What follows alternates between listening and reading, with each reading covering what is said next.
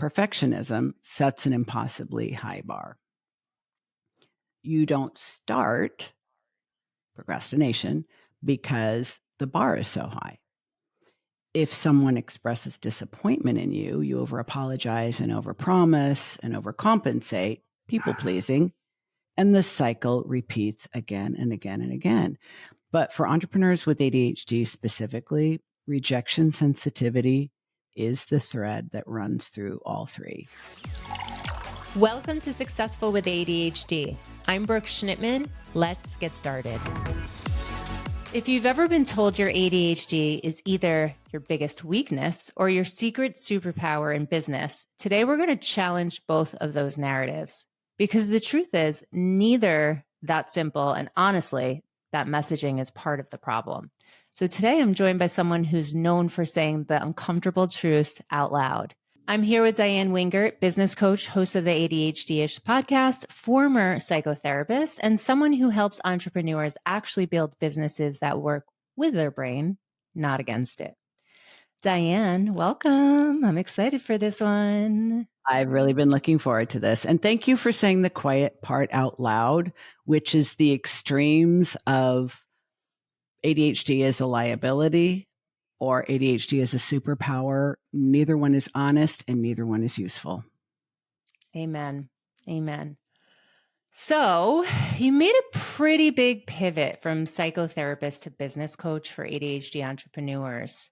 And I'm just curious, with that pivot, what were you seeing that made you realize traditional approaches just weren't cutting it?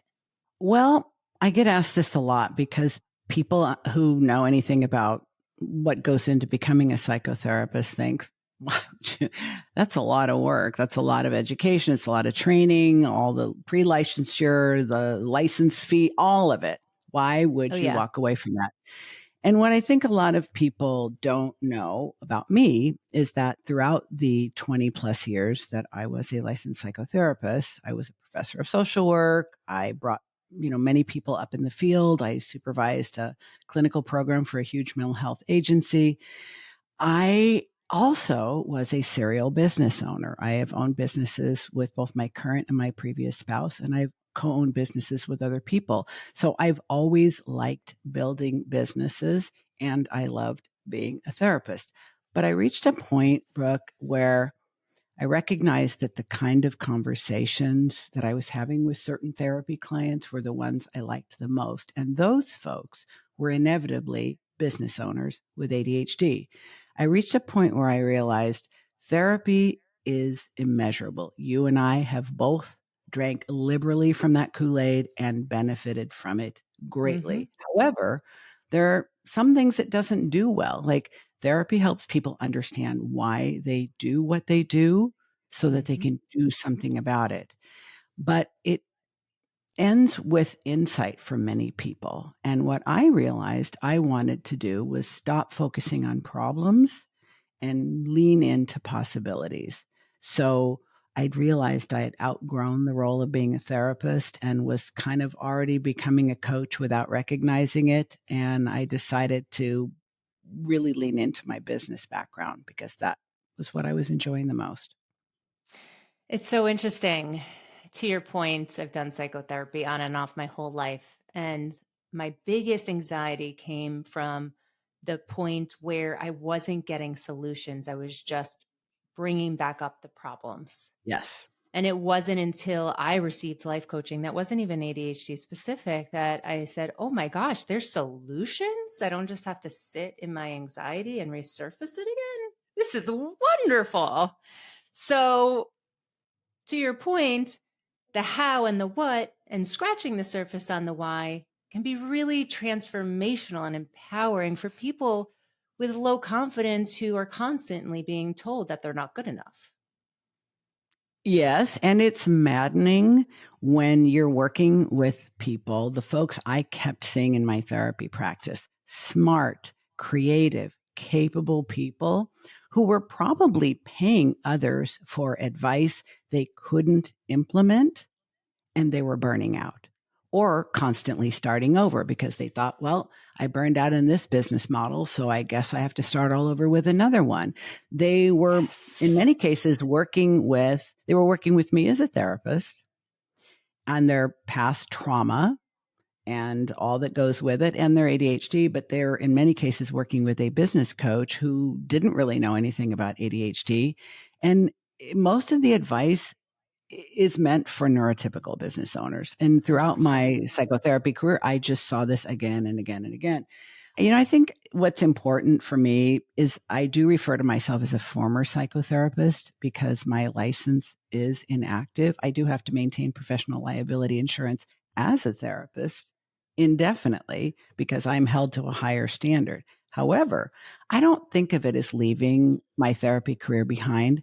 As far as I'm concerned, I have brought everything that I know about human behavior, communication, motivation, and emotional regulation into the business context. And if you are the entrepreneur, small business owner, creative, independent professional, your business is only going to be as successful as you are able to manage your thinking, your deciding, and your emotional regulation. I stand on that. And also, I'm glad that regardless if you're practicing psychotherapy still or not, in your point, you're not, that you are distinguishing that you are not doing psychotherapy.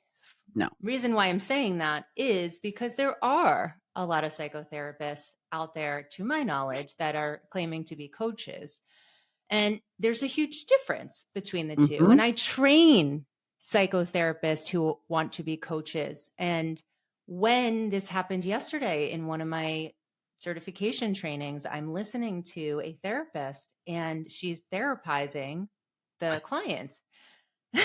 I'm like, this is all well you do know and that's good. not a word, Brooke. Right? I know, but I like saying it. I got you.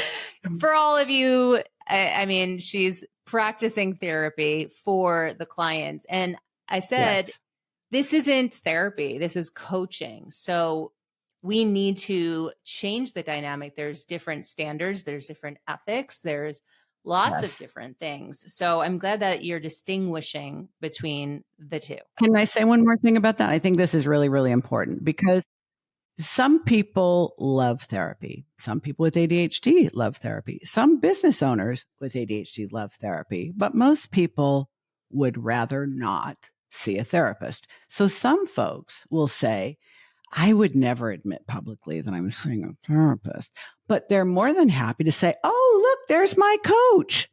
So I think where this is problematic is that we as consumers need to be really well informed about what we need and from whom we are receiving those services. Because I'm with you, Brooke. I think there are coaches who are doing therapy without a license and without the training and the legal oversight and supervision.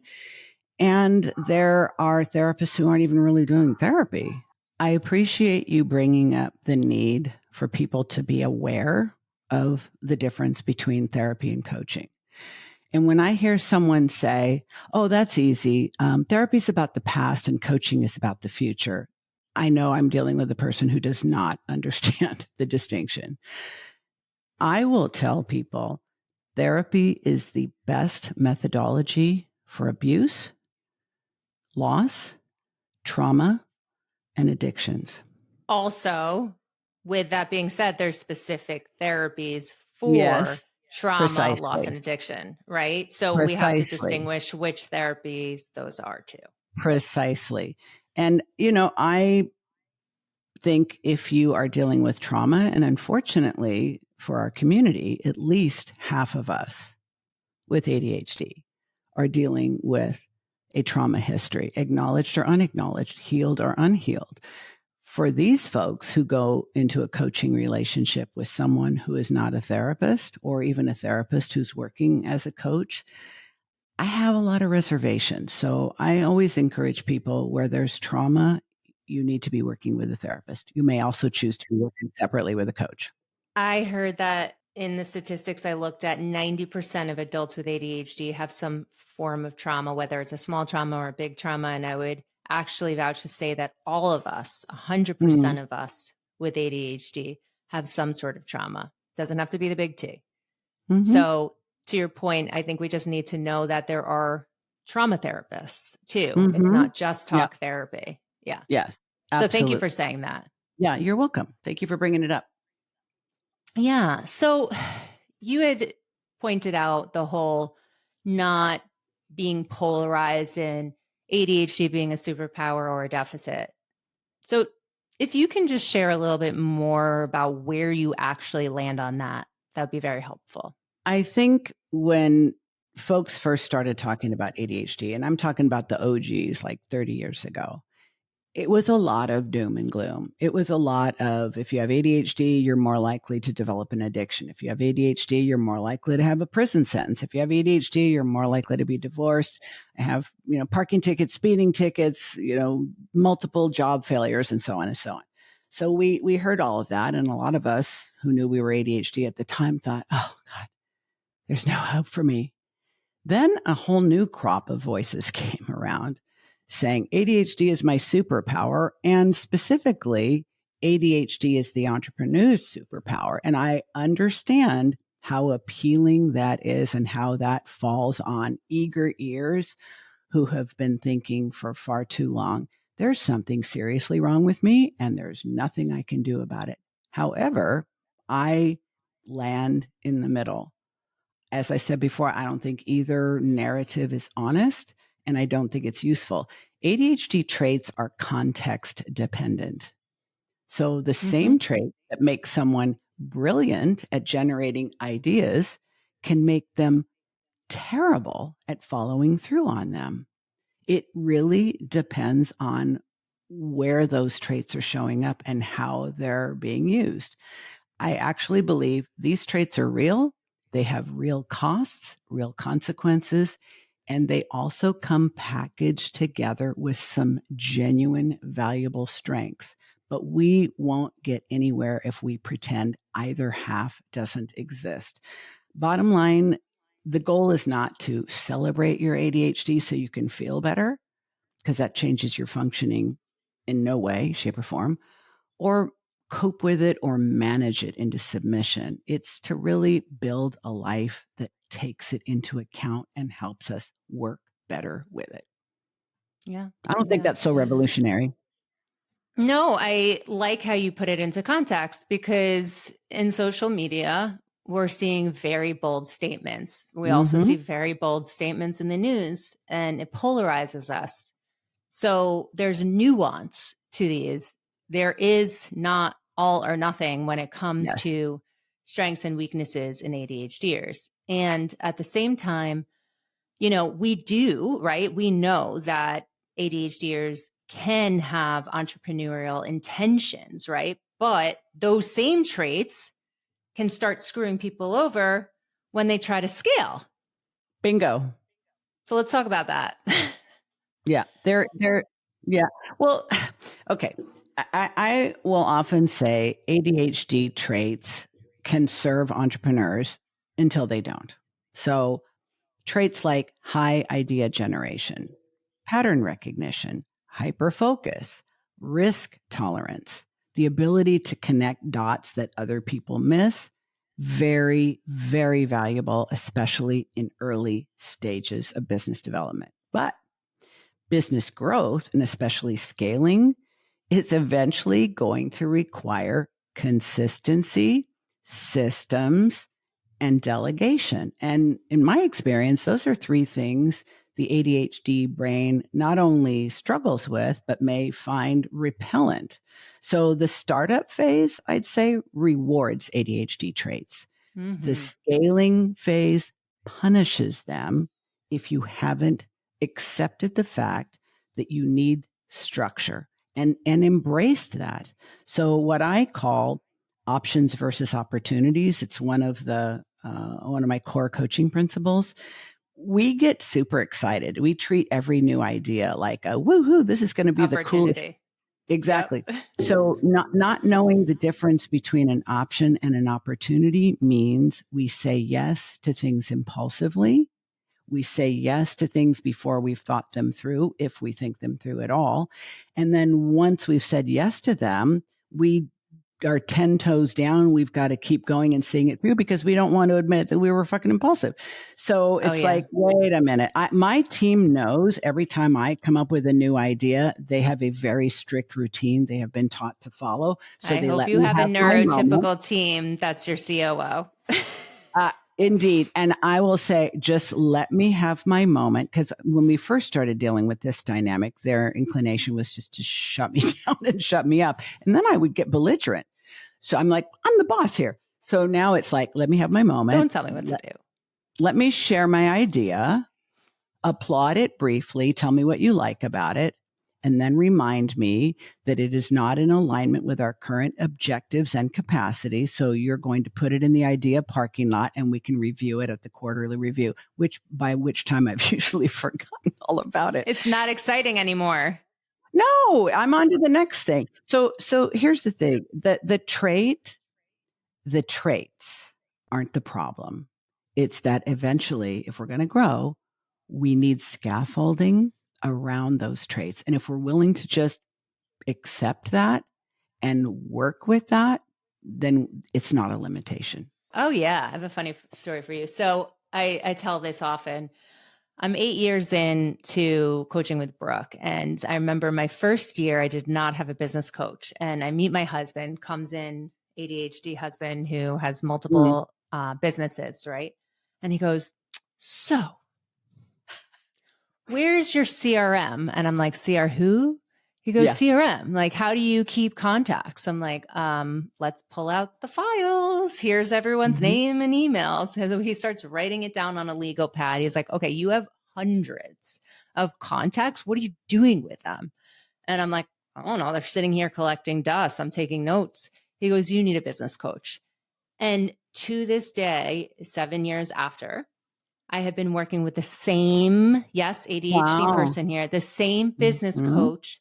We are accountable to one another every week. And sometimes I don't look forward to it, but without him, I would not be checking my numbers and I would not be accountable to the growth of the system. And when we talk about scaling, not just ADHDers, but in general, 50% of business owners leave after 2 to 3 years. And then another 50% leave after another 2 to 3 years. So that's left with 25%. So if we already know that statistic to be true for the whole population, enter ADHD, we need to bring in someone who can hold us accountable and help us scale. I love what you share about the parking lot idea and having someone else be the mean guy, basically telling you, okay, yeah, you can voice your ideas, but you have to sit on them for a period of time. You say a quarter, I do it for 30 days. And then usually, to your point, I forget about it. And I know you said opportunities versus options. Ironically, I have an Asana tab that has future opportunities to explore. And I still have future opportunities to explore from 3 years ago that need to be deaded. So perfect. Parking lot is perfect. So we talk about the unholy trinity: procrastination, perfectionism, and people pleasing. Why are those three so connected for ADHD entrepreneurs? You know, the reason why I started using that term, the unholy trinity, and for some highly religious people, that may be super offensive, which is not my intention, but because I have always seen them as so interconnected in how we experience them and how they affect our lives. They don't just coexist, they like feed off of each other. So perfectionism sets an impossibly high bar. You don't start procrastination because the bar is so high. If someone expresses disappointment in you, you over apologize and over promise and overcompensate, people pleasing, and the cycle repeats again and again and again. But for entrepreneurs with ADHD specifically, rejection sensitivity is the thread that runs through all three. You're not procrastinating because you're lazy. You're procrastinating because starting means risking failure, and failure feels like rejection. People pleasing looks like flexibility and generosity from the outside, and people love us for that. But from the inside, it's preemptive self-protection. You cannot coach your way out of the unholy trinity without addressing the emotional layer underneath it. And I often refer to the work of Gay Hendricks in The Big Leap. This book is 20 years old now and is still a classic because in The Big Leap, he talks about this notion that all humans, not just those with ADHD, have the belief that they are fundamentally flawed. Now, I have never met a person with ADHD when I ask them about this who hasn't said, of course I am. And they probably pass a lie detector test. They are so convinced of the truth of it. And oftentimes that belief that they are fundamentally flawed is connected to the ADHD traits that they got negative attention for, but didn't understand the origin of. And I think oftentimes that's where this whole shit show of the unholy trinity starts to develop in early childhood, with not wanting to start things because we're afraid of making mistakes or failing, of not getting any sleep the night before a test because we're going for the 100 score, because if we don't get the 100 score, we fail, we get removed from school and our parents don't want us anymore. And giving other kids our lunch and not having one for ourselves because we just want to be tolerated, if not liked. These traits, without really, and this isn't necessarily always needed in a therapy session, but just accepting that we will bring all of this into our business. Yep. And it will make our business burdened with things that is not our business's job, which is making us feel good enough. To think that you can separate who you are as a person from a business owner is the biggest lie. Our core values are our company's core values. Bingo. And if you are a people pleaser, which almost all of us are intrinsically, and we are afraid of failing and we are pleasing our employees and contractors, well, they're going to be confused because you're not going to follow structure and systems, which if you are someone with ADHD and you hire neurodivergent people, which is my entire team, they need to follow structure and systems too. And if you veer off of that because you're people pleasing, well, that's going to draw lots of confusion and lots of errors for people. Yep. So what do you do about it? How do you help people? Well, one of the things is what you do is that you have the wisdoms to surround yourself with neurotypicals and to empower them to help you leverage your strengths and manage your struggles. It's one of the reasons why I speak so much about radical self-acceptance. And that does not mean, hey, what do you want from me? I have ADHD. I mean, lower your standards, lower your expectations. That's not what it means. And it doesn't mean I love everything about my ADHD. It means that we know who we are and we know how we are. And we're going to have all kinds of feelings and all kinds of reactions to the fact that our mood, energy, and motivation varies along with our functioning widely from day to day, from moment to moment. But from this point forward, we refuse to feel guilt, shame, or self-hatred because of it. And I think I think I may have mentioned this to you in a previous conversation.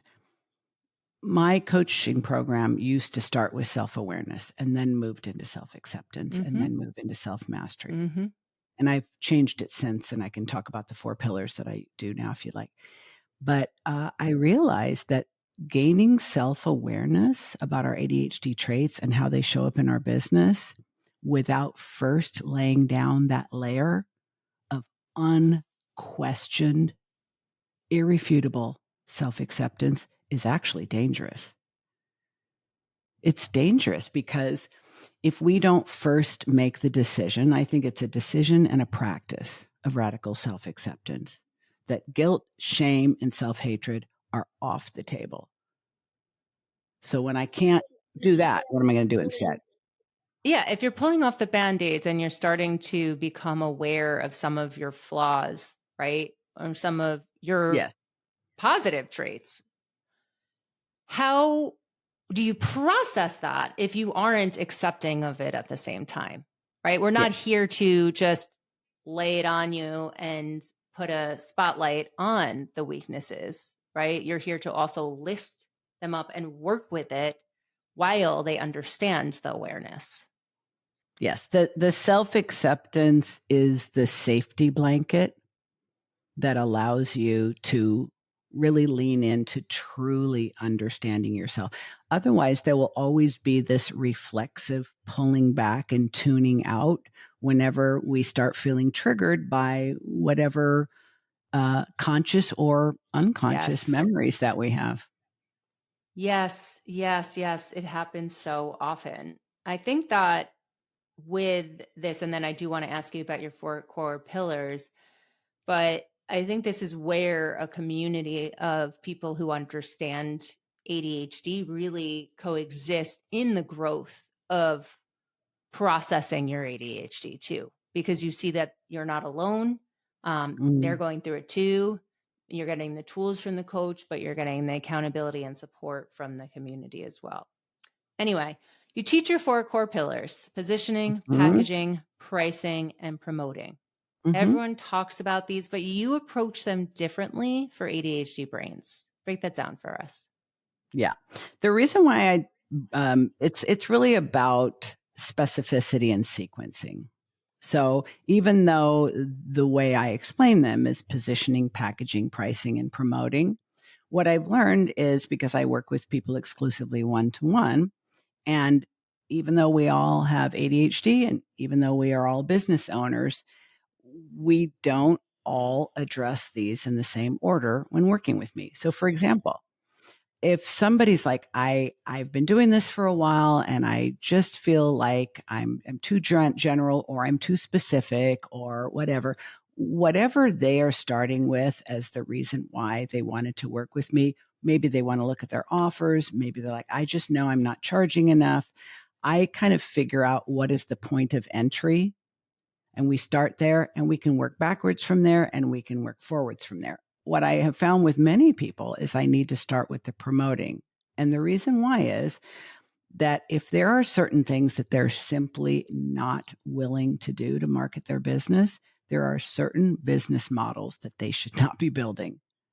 Like, if you do not want to do affiliate marketing, ads, and grow a massive email audience, you should not be creating a course, by and large. If you do not want to sing and dance or even talk or show your face, should not be on social media. For example, I mean, there are people that'll be like, oh, it's like social media. I hate it, but I have to do it. I'm like, it's not like Listerine. Okay. You do not, in fact, have to do it. Do you remember the old commercials? I hate it, but I use it twice a day. I think that what we're not really able to do or willing to do, and I always think about capable and willing, our capacity and our willingness. If it's like, I could do that. I could do that. They're like, no, you can't. You're already resisting it. And we're talking about you doing something pretty much indefinitely, at least until you can afford to hire someone to do it for you, if that's an option. And if you're already resisting it, oh, please don't tell me I have to have a blog. Like, let's take that off the table. So sometimes we start with promoting and what their strengths are in marketing, and what their willingness is to market, and what they even think marketing is, because oftentimes that is going to determine what the rest of it looks like. So I like that it's both structured and flexible, and I can start with wherever the person is. But most of the time, the biggest problem I see that this helps with: positioning, packaging, pricing, and promoting, the things that jump out in almost every business owner I work with. We're not charging enough. We have too many offers. We created all those offers out of our people-pleasing tendencies and our impulsivity. And because we thought if people more choices, the number of times I hear people say, well, it's like a choose your own adventure. Honey, nope. It's like McDonald's, 3 choices. Yeah. That's why I like In-N-Out. You get 1 patty or 2 and with stuff on it or not. I mean, and there is a hidden menu to not overcomplicate. I do know that. And sometimes it's fun to just order something off the hidden menu because it makes you feel like you're an insider, But honestly, I think the more we tend to create too many ideas, too many options, too many offers. And then once they're created, we think we need to continue to breathe life into them. Sometimes one of the first things I need to do with clients is decide which of their offers are going to hit the kill zone, because they're not only not moving their business forward, they're actually interfering with people making the decision to work with them. And they don't see it. Right. Well, also interfering with too many decisions. We know in ADHD land, decision making is almost impossible, right? And in even neurodivergence, right? More than 3 decisions, and I don't know what to do, right?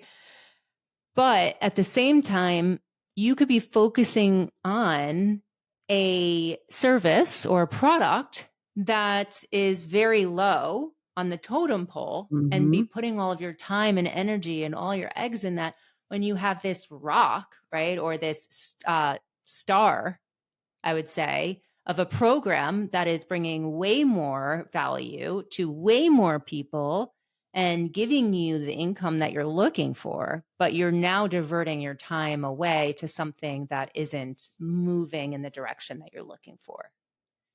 All day long. And I think so many of us, maybe this, honestly, maybe this starts in childhood when we have people focusing on what we're doing wrong instead of highlighting what we're doing right.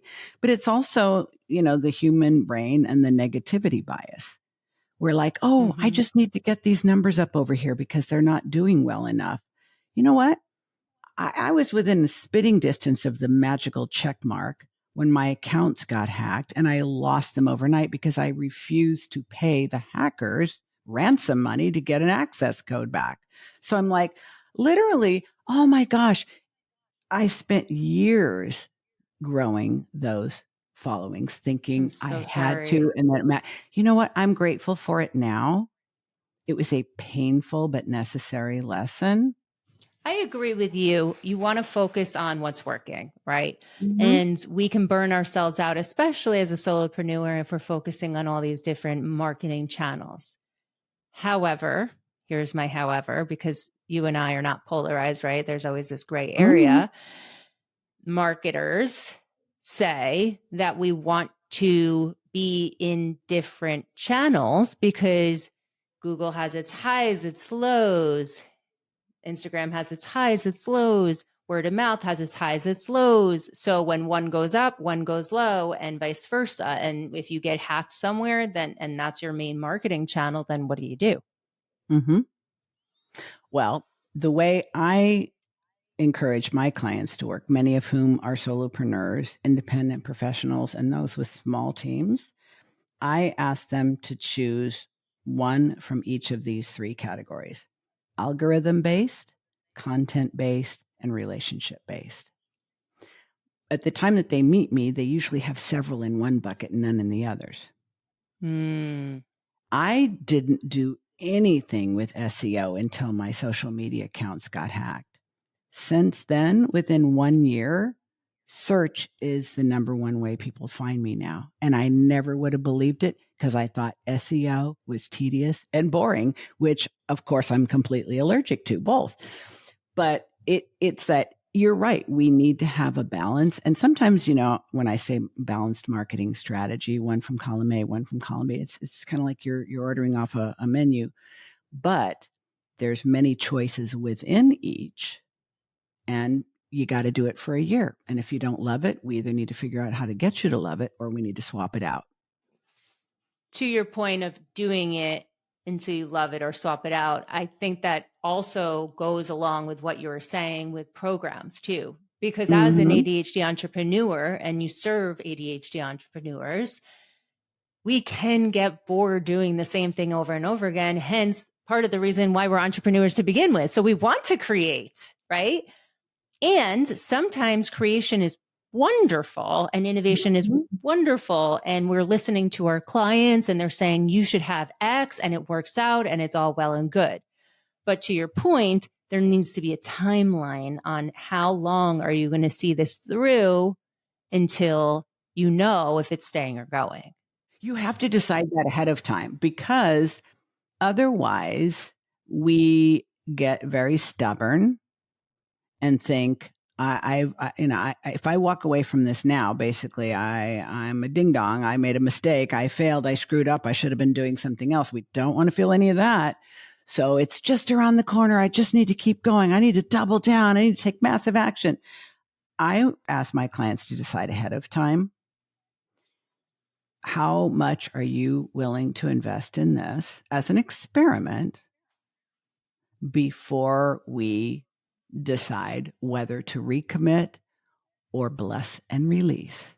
Because something I've learned from being ADHD for a very long time is that we have a tendency to jump in head first into an empty pool because we didn't check if there was water first. And then, of course, we hit our heads and we got a big problem. So I try to encourage people not to go in with 1,000% from the beginning, because then the sunk cost fallacy is massive, and it's so much harder to be honest with ourselves and back away from the decision. So you're saying don't spend $8,000 on podcast equipment before signing up to do a podcast? You're asking for a friend, I take it.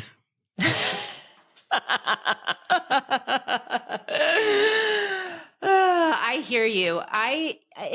In business, there are some, and it's not me, to be honest, who take big risks financially with ADHD, and some who tread water until they see it popping. I'm more of the tread water until I see it popping. Yes. What do you say? Like, how do you work with two opposites type of ADHD prototypes? Really good question. Yeah. People who are the big risk takers and have multiple businesses, and the one who's like, okay, let's see this through until it hits a number and then I can go to the next thing. Yeah. I'll be honest. It reminds me when I was still in my therapy practice, and I realized it was a lot easier for me to work with anxious, neurotic clients than to work with depressed clients. Because I was a single mom of 3 kids, 2 boys and a girl, and they all have ADHD. Thanks, Mom. So I literally had to learn to become a voice that people would listen to, because, I had 3 kids for a decade on my own, and, they needed to listen. We were all really impulsive. I think about it this way. The folks who tend to be the action takers, the folks who tend to be the ones that are more risk tolerance, generally speaking, they rank higher on impulsivity. So the goal with them is to get them to set up a couple of simple decision filters. Core values is the first and foremost. Options versus opportunities. The idea parking lot. The default, yes. I have zooming in and zooming out. I have a bunch of my little frameworks. But the idea is, before you get to say yes, you're going to hit the pause button. And we need to install a frickin' pause button for a lot of them, like a button on their forehead, so that before you jump into this thing, and then the sunk cost fallacy keeps you there, and then you start making up all kinds of stories about why it was really a good decision, because the rejection sensitivity is kicking in around this time as the dopamine is wearing off. It's like, my goal with them is to get them to have the emergency brake in their fist while they're putting the pedal to the metal. And it's a little bit of an art and a science. That's why I have to choose my clients really carefully, because some of them would be like, oh, fuck you, I'm going to do what I want anyway. And it's like, this is not a victimless crime. This is not a victimless crime. And, honestly, I don't want to see somebody go into a massive amount of debt and then a regret hangover later because they're like, oh, somebody should have told me to slow my roll. Dude, I did. So the goal is to install the decision filters, Brooke, so that before they take that impulsive action or they say, I'm not impulsive, I'm decisive, then we've got a couple of vetting devices in place. Sometimes that's all that is necessary for that burst of enthusiasm and the massive dopamine download to dissipate enough that they go, wait a minute. And now we're dealing with a more regulated nervous system. The executive functioning is coming back online. I can ask some really good questions, but first we have to hit the pause. The folks on the other side of the arena, the overthinkers, second guessers, ruminators, perfectionists, that take a really painfully long time to make a decision after doing an excessive amount of research. Oh, that's another one of my filters. What's the difference between research and a rabbit hole? If you don't know, we should talk. There is none. Okay. I have a feeling I know. Well, I think you're combined type, just like me. So you play across. I am. Of course you are. You play across the entire spectrum. So if you are predominantly hyperactive impulsive, we need to install a pause button and some decision filters to get you to slow your roll long enough that you're not under the influence of your brain chemistry when you are spending massive amounts of your own money or someone else's. On the other end of the arena, it's speeding the process up of filtering through all the options, making a preliminary decision, setting up an experiment, and taking action. The goal, these guys, they need to slow down. These guys, you need to speed up. For me as a coach, it is easier to slow the impulsive ones down because you need to create safety for someone who feels the weight that every single decision they make may be the one to level their business.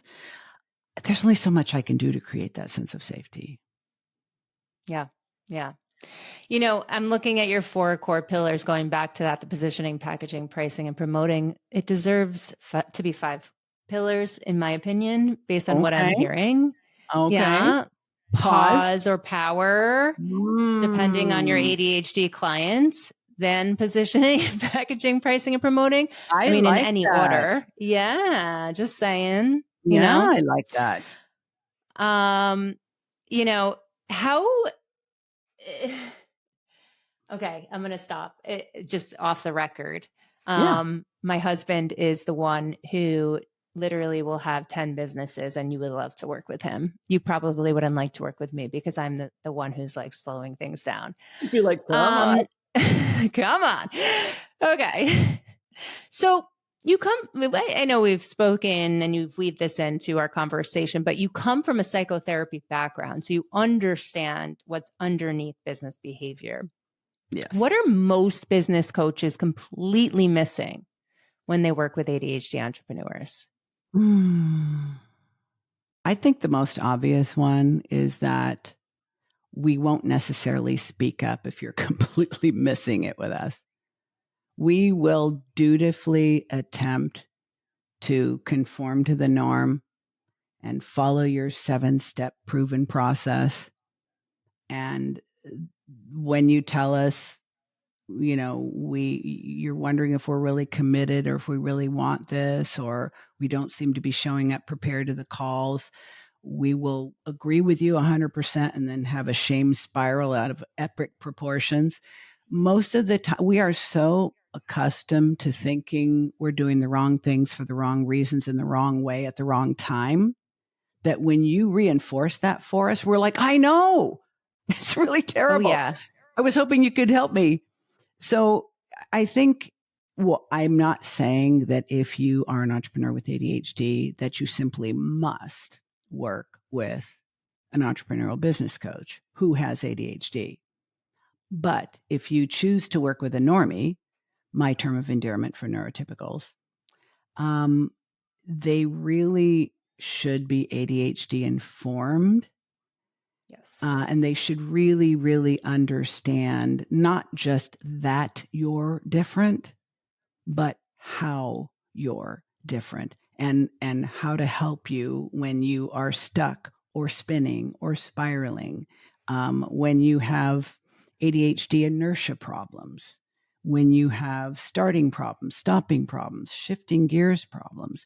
If they don't really understand that their cookie cutter, off the shelf, turnkey advice is going to leave you most of the time feeling even worse about themselves, because now they've invested and sunk money into something that isn't helping them, and they don't even feel okay about telling you that.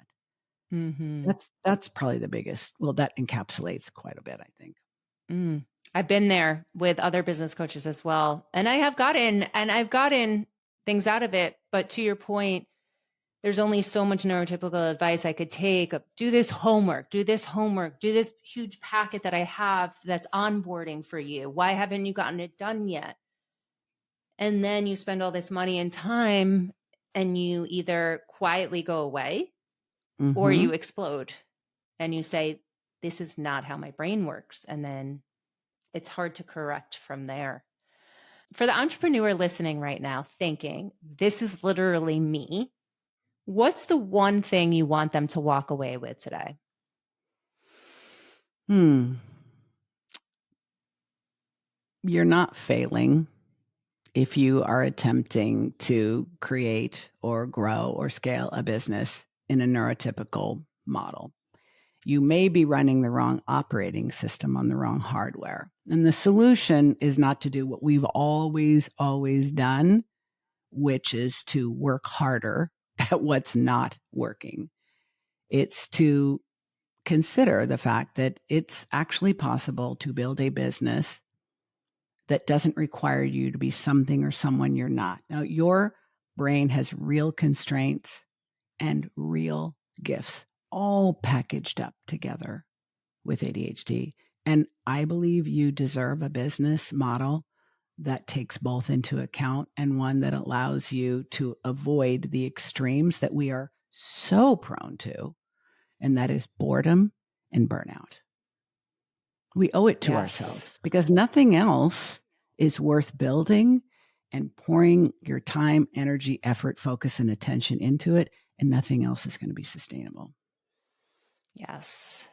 Thank you. If this episode hit, share it with someone who needs it, and make sure you check out Diann's work.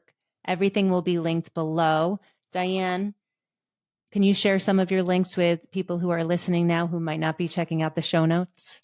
Yes, absolutely. You should. I always say, if you like the sound of my voice and what I have to say with it, you owe it to yourself to check out ADHD-ish. There's a hyphen in there. That's my podcast.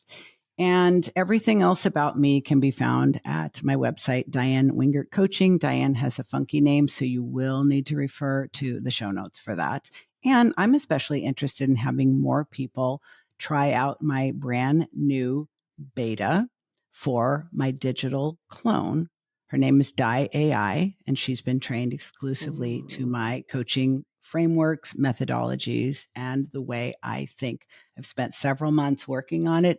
It's time to have a few people take her out for a drive and let me know what they think. Okay. Di AI. It's very catchy. I like the ring to it. Thank you for tuning in to another episode of Successful with ADHD. Diann, always a pleasure to talk to you, and we will chat soon.